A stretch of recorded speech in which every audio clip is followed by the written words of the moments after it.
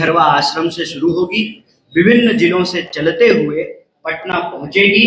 इस दौरान हम यह बात आपके बीच आपके माध्यम से बिहार के लोगों को स्पष्ट कर देना चाहते हैं कि यह यात्रा सिर्फ एक दल की यात्रा नहीं है। यह दरअसल बिहार के छात्रों और नौजवानों की पुकार है। जो अन्याय उनके साथ हो रहा है, जो अत्याचार उनके साथ हो रहा है, उसके खिलाफ यह न्याय की पुकार है। इस पुकार में कोई भी विद्यार्थी या नौजवान जो महसूस करता है उसको सही शिक्षा नहीं मिल रही है, उसको नौकरी नहीं मिल रहा है, वो पलायन होने के लिए विवश हो रहा है, वो व्यक्ति इस यात्रा का हिस्सा हो सकता है। नमस्कार, संतोष की रिपोर्ट में आप सबों का स्वागत है। और आज हम संतोष की रिपोर्ट में बात कन्हैया के बिहार आगमन की करने जा रहे हैं। जी हाँ, वो जिस फ्लाइट से कह सकते हैं कि पटना लैंड किए, उसी फ्लाइट से अखिलेश सिंह दिल्ली रवाना हो गए। और सिर्फ अखिलेश सिंह ही रवाना नहीं हुए, उनके टीम के जितने लोग थे, सारे के सारे लोग सदाकत आश्रम से दूरी बनाए हुए दिखते। साफ सब लोग दूरी बनाए हुए थे, जैसे लग रहा था कि कोई अछूत आ गया हो। जबकि प्रभारी यहां मौजूद है, कांग्रेस का प्रभारी यहां मौजूद है, कांग्रेस के तमाम उप प्रभारी से लेकर सब लोग मौजूद हैं, दिल्ली के तमाम युवा नेता यहां मौजूद है। और उसके बावजूद भी अखिलेश सिंह दिल्ली रवाना हो गए, जबकि 12 को बैठक। और कहीं न कहीं आज प्रेस कॉन्फ्रेंस के माध्यम से कन्हैया जो घोषणा करने वाले थे, उस घोषणा की गंभीरता को देखते हुए भी प्रदेश अध्यक्ष को रहना चाहिए था। वैसे आज सदन का खुल चुका था, सदन के आज बैठक थी, तो एक बड़ा बहाना ये मिल सकता है कि सदन की कार्रवाई के लिए हम चलेंगे। लेकिन वो सदन का मतलब क्या है जब सामने बीजेपी से मजबूती से लड़ने के इरादे के साथ कांग्रेस बिहार में खड़े होने की कोशिश कर रहा है। लेकिन बड़ी बात, बड़ा सवाल ये है कि कन्हैया के इस आगमन का मतलब क्या है। अगर मतलब वो है जो हमने कार्यक्रम की शुरुआत में कन्हैया की वो बातों को सुनाया है, तो देखिए, तय मानिए कि कन्हैया बिहार में कांग्रेस के परंपरागत वोटों को कितना कांग्रेस के साथ जोड़ पाता है, ये तो वक्त बताएगा। तो परंपरागत वोटर जो पहले के ज़माने में जो कांग्रेसी थे, उस वोटर को कांग्रेस के साथ कितना जोड़ पाते हैं ये कहना मुश्किल है। लेकिन कन्हैया जिस तरीके से पदयात्रा की शुरुआत में सभी लोगों को, यूथ को आमंत्रित किया है और कहा है कि सिर्फ नेतृत्व एनएसयूआई और कांग्रेस यूथ कर रही है, यह यात्रा पूरे बिहार की यात्रा है, तो सच कहिए ये यात्रा राहुल की यात्रा की तरह बिहार में एक नई राजनीति की शुरुआत करते हुए दिख जाए आने वाले समय में, तो कोई बड़ी बात नहीं होगी। क्योंकि कन्हैया में वो आकर्षण है। अभी जितने भी युवा पीढ़ी के नेता इस प्रदेश में, चाहे तेजस्वी हो, चिराग हो, प्रशांत किशोर हो, आनंद मिश्रा हो, जो भी नेता है, और कन्हैया, सबों में आप देख लीजिए, प्रशांत किशोर के अपने पढ़ाई पर घमंड हो सकता है, लेकिन कन्हैया के सामने में उसकी पढ़ाई भी चुनौती है। आप खारिज नहीं कर सकते हैं कन्हैया को। कन्हैया को बात रखने की ताकत, समझदारी और जीवा पर सरस्वती, यही तो उसकी खासियत है कि कुछ भी परिस्थिति हो, उस परिस्थिति में बेहतर तरीके से संवाद के सहारे लोगों को कैसे जोड़ सकते हैं, इसकी कला कन्हैया के पास है। और यही कला बिहार के आज के युवा जितने राजनेता हैं बिहार में, सबसे कन्हैया को अलग करता है। और ऐसे में कन्हैया का ये आह्वान कि सारे लोग जुड़िए, और जिस तरीके से यूथ परेशान है बिहार में, कोई विकल्प नहीं दिख रहा है, विकल्पहीनता वाली स्थिति है। ऐसे में कन्हैया राहुल की तरह लोगों को कनेक्ट करने में कामयाब हो गए, तो फिर से कह रहे हैं कि 2025 के विधानसभा चुनाव में अगर उम्मीद की किरण दूर दूर तलक अगर महागठबंधन में दिख भी रहा है तो वो कन्हैया ही है। आपको लग रहा होगा कि भाई कन्हैया को लेकर ये क्या बातें कह रहे हैं। संतोष जी जो है लगता है कन्हैया को दिल से चाहते हैं। कन्हैया के को लेकर मतलब पत्रकार की तरह नहीं, एकदम लगता है जैसे कन्हैया का पीआर एजेंसी चला रहे हो, ऐसी बात करते हैं। बल्कि ऐसा नहीं है। बात यही है कि बिहार में जिस तरीके की राजनीति हो रही है, पिछले 90 के दशक से ले लीजिए, 90 से लेकर आज तक की जो राजनीति हो रही है, उस राजनीति में कुछ नए चीजों को प्रवेश करने की गुंजाइश न के बराबर है। प्रशांत किशोर में उम्मीद जरूर दिखा था, लेकिन वो भी सफल नहीं हुए, क्योंकि वो कनेक्ट नहीं कर पा रहे हैं बिहार के लोगों से आज भी। देखिए, बिहार के लोग भाषण प्रेमी आदमी हैं। बिहार के लोग वैचारिकता को पसंद करता है। बिहार के लोग संघर्ष को सैल्यूट करता है।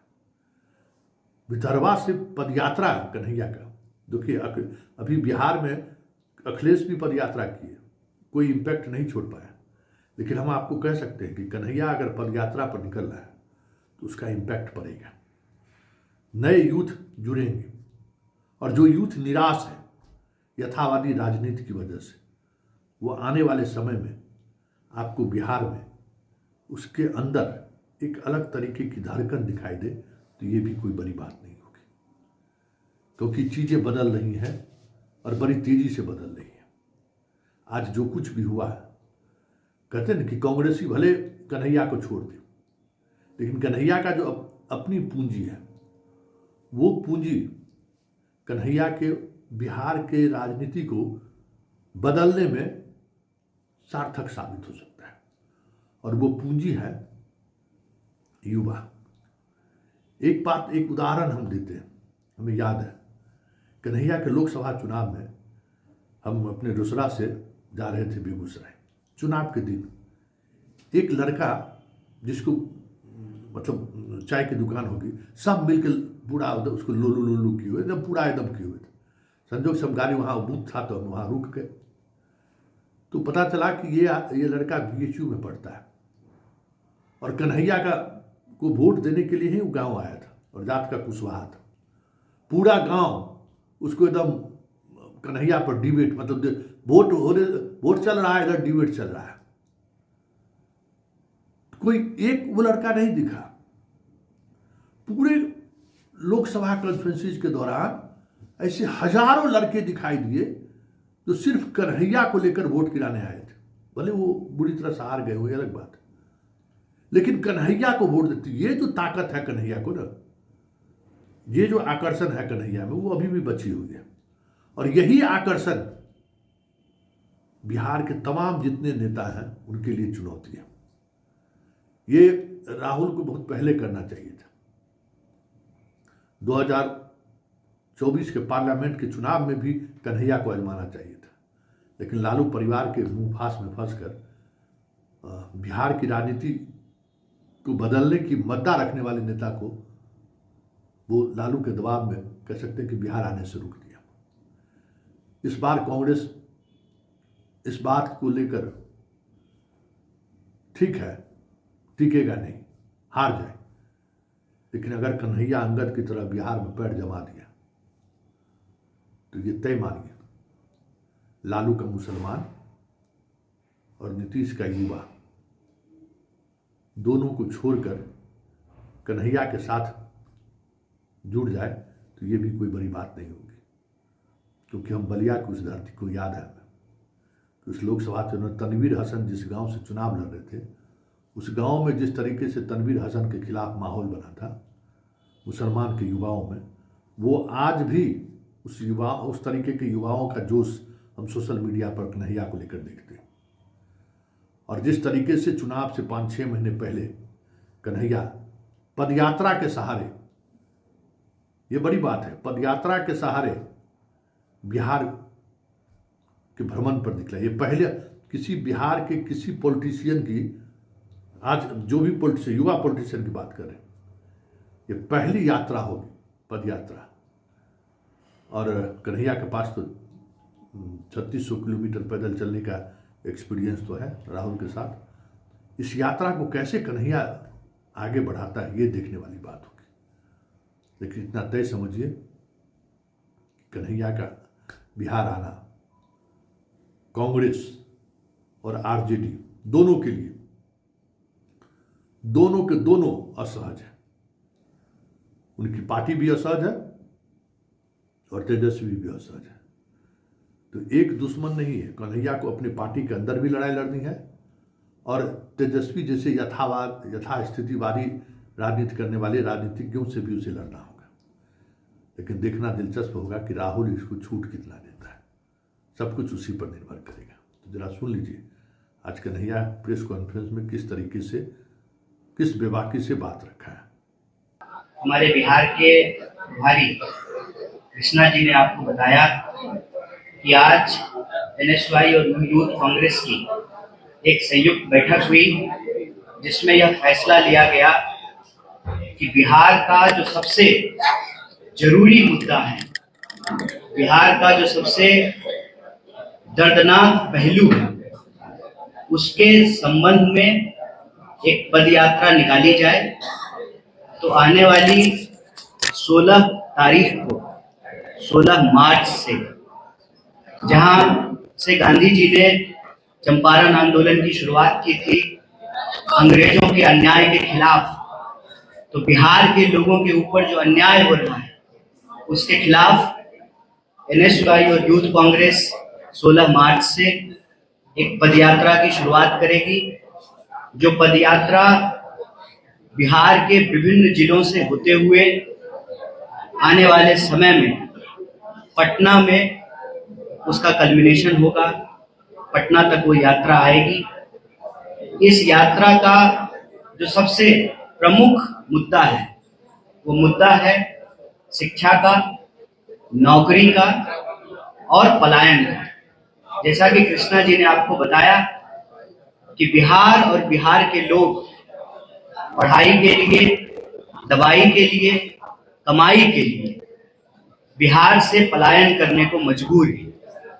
अगर हम चाहते हैं कि बिहार के लोगों को उनका गौरव दोबारा प्राप्त हो, बिहार की आवाम का आत्मसम्मान अगर सुरक्षित करना है, तो पलायन रोकना पड़ेगा और बिहार के लोगों को नौकरी देनी पड़ेगी। लेकिन अगर नौकरी देना चाहते हैं तो सबसे जरूरी ये हो जाता है कि जो भर्तियां हैं, जो खाली पद हैं, उनको भरा जाए।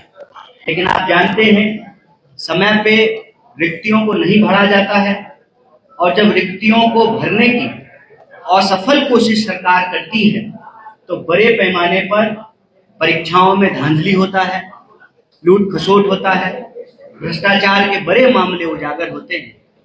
आज भी बीपीएससी से जुड़ा हुआ मामला, उसको लेकर बिहार के छात्र और नौजवान आंदोलनरत हैं। तो बिना नौकरी दिए हुए और बिना शिक्षा दिए, शिक्षा की हालत ये है कि आप सब जानते हैं पंचवर्षीय योजना कहा जाता है ग्रेजुएशन के डिग्री को। क्यों कहा जाता है पंचवर्षीय योजना? 3 साल का कोर्स है, 5 साल में लोगों को डिग्री मिलती है। बहुत ही रेयर कोई विश्वविद्यालय है जिसका सेशन रेगुलर है, वक्त पे एग्जाम नहीं हो रहा है और समय पे लोगों को डिग्री नहीं मिल रही है। कॉलेज की हालत ये है कि कॉलेज में शिक्षक हैं 10 और इनरोल्ड स्टूडेंट हैं 25,000 और फीस लगातार बढ़ती जा रही है। लोगों को पढ़ना है, हर हाल में पढ़ना है।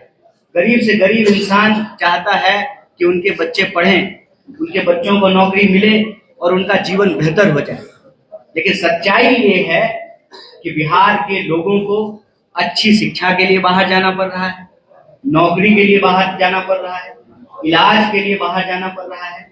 और जब हम बाहर जाते हैं, उस प्रदेश का, जिस प्रदेश में मोहनदास आए थे और जिस प्रदेश ने उनको गांधी बना करके भेज दिया, वो प्रदेश जहां सिद्धार्थ आए थे, उनको महात्मा बुद्ध बना करके भेज दिया, वो प्रदेश जो तमाम धर्मों का, भारत के हर धर्म का जो प्रमुख स्थान रहा, जिसका एक गौरवशाली इतिहास रहा, स्वतंत्रता आंदोलन के इतिहास में एक अग्रणी भूमिका रही, और आज भी कश्मीर से लेकर के कन्याकुमारी तक इस देश को अगर कोई बना रहा है तो वो बिहार के हाथ हैं, वो बिहार के श्रमिक हैं, बिहार के मजदूर हैं, बिहार के प्रशासनिक अधिकारी हैं, बिहार के लोग देश का निर्माण कर रहे हैं, लेकिन प्रदेश में उनके लिए कोई अवसर नहीं है। इसीलिए यहाँ पर एनएसयूआई और यूथ कांग्रेस ने यह फैसला लिया है कि बिहार के लोगों के लिए, सबको शिक्षा के लिए, सबको काम के लिए और पलायन रोककर बिहार के आत्मसम्मान के लिए यह यात्रा भितिहरवा आश्रम से शुरू होगी, विभिन्न जिलों से चलते हुए पटना पहुंचेगी। इस दौरान हम यह बात आपके बीच, आपके माध्यम से बिहार के लोगों को स्पष्ट कर देना चाहते हैं कि यह यात्रा सिर्फ एक दल की यात्रा नहीं है। यह दरअसल बिहार के छात्रों और नौजवानों की पुकार है।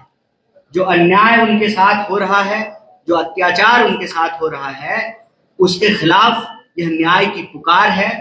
इस पुकार में कोई भी विद्यार्थी या नौजवान जो महसूस करता है कि उसको सही शिक्षा नहीं मिल रही है, उसको नौकरी नहीं मिल रहा है, वो पलायन होने के लिए विवश हो रहा है, वो व्यक्ति इस यात्रा का हिस्सा हो सकता है, हो सकती है। और यह यात्रा एनएसयूआई और यूथ कांग्रेस नेतृत्व जरूर कर रही है, लेकिन दरअसल ये यात्रा बिहार के छात्रों और नौजवानों की यात्रा है।